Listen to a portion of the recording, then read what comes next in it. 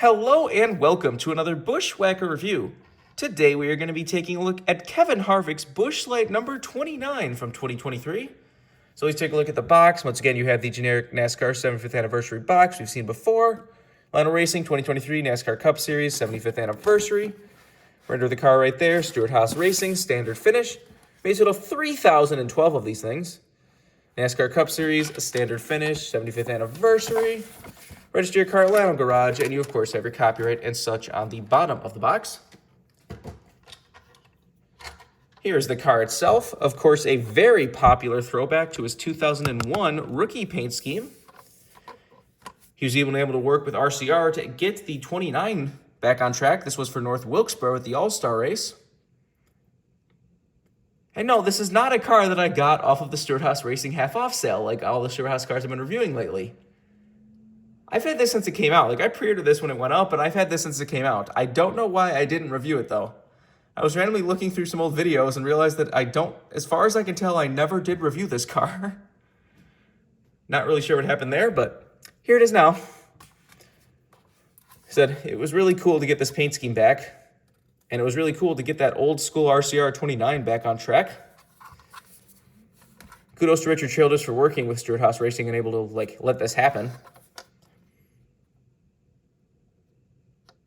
Richard Childress seemed like a cool guy until, that whole Richmond-Austin Dillon thing where he still thinks that Austin did nothing wrong and he's whining about losing millions of dollars from getting kicked out of the playoffs for that not deserved win at all. But anyways, back to this car. You see that Busch also did put on their logos from around 2001 on this car to match the look. That was kind of cool. I don't actually have a can from back then. I'm using that same 2016 can that I used for the Ross Chastain throwback recently. As I said, that for whatever reason, the old beer can market just exploded lately. There were some cars recently that I was like, oh, I'll just go get an old beer can. I have a bunch of random old beer cans before. And some of those old beer cans that I used to get for $5 are now $45. Some of those old 90s with the NASCAR tracks and the facts and stuff, those are going for $40-50 now. Why? I'm not paying $50 for an old empty beer can. But I said a couple years ago when I first started getting all the Busch cars back in 2018, it was 18, 19, none of the cans were hard to get. Now they're just really hard to get. I don't know. Anyways, let's get back to the car and go down to sponsors. Like I said, you have the old school Busch Light logo right there. Natural carbonation. Got Ford Mustang number 29 and Stewart-Haas Racing. Down the side, you have Busch Light. Back here, you got Sunny D, Pristine Auctions, and Hunt Brothers Pizza. Front of the rear wheel, you got Mobil 1 and Gear Wrench. On the C post, you have Team Realtree. On the B post, you have Forever, Ford, Mobil 1, Haas, Hunt Brothers Pizza, and Rush Truck Centers. Kevin Harvick's name on the name rail with the American flag. Is that the old school Kevin Harvick font for his name? I don't remember. You see, you got the NASCAR 7th anniversary logo as well as the NASCAR Salutes logo for the contingency sponsors. Other than that, the regular stuff. On the back, you got Busch Light, got Mobil 1, number 29, got the Ford Michigan license plate right there. Got that old school Busch Light logo on the back again. This is number 1,498.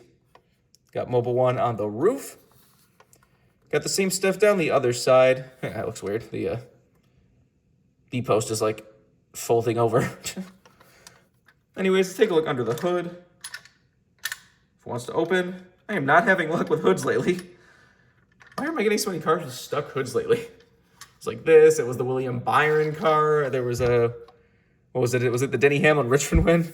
A lot of these hoods are just not budging an inch for whatever reason. I don't know. Anyways, roof flaps do open. Well, one of them opens. There you go. Obviously, no deck lid on these old cars. Well, not an old car, but any of the current cars, there's still no deck lid. Then you can see the underside of the car if you want to see that. Just have the Forever logo right there. Not a whole lot to talk about the car like this, just a really cool throwback. As you can see by the fact they made, over 3,000 of them, it was a very popular car to get back. Said one of the many, many paint schemes that Kevin Harvick ran in his final season in 2023. Said it was really cool to see the 29 car back. He ran terribly in that race.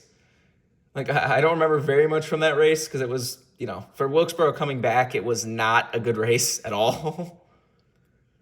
It was just like that first race was just like nothing was happening. Kyle Larson just like blew away from everyone with a totally legal car, and then nothing happened. Then they repaved the track for 2024.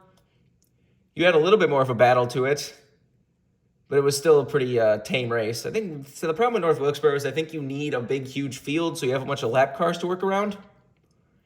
I think that's the biggest issue is that the Wilkesboro does not work that well for the all-star race because you have like a 20-car field or whatever, and sometimes not even 20 cars.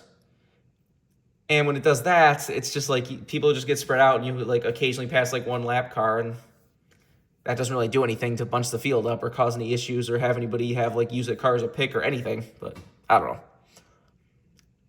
But I said I do remember Harvick was just running at the back of the pack like all day in this race.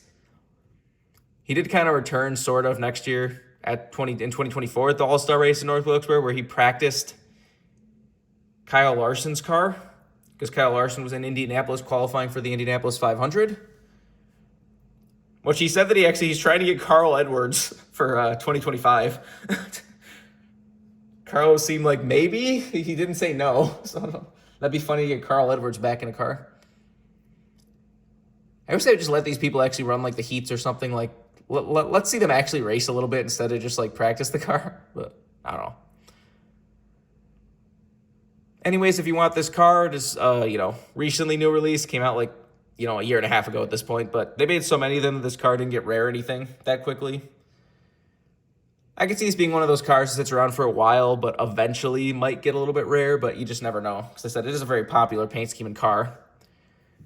Remember, for every diecast needs, you can go to circlebdiecast.com, and if you use the code BWhack, you can get $5 off shipping on any order over $30. Just go check that if you want anything.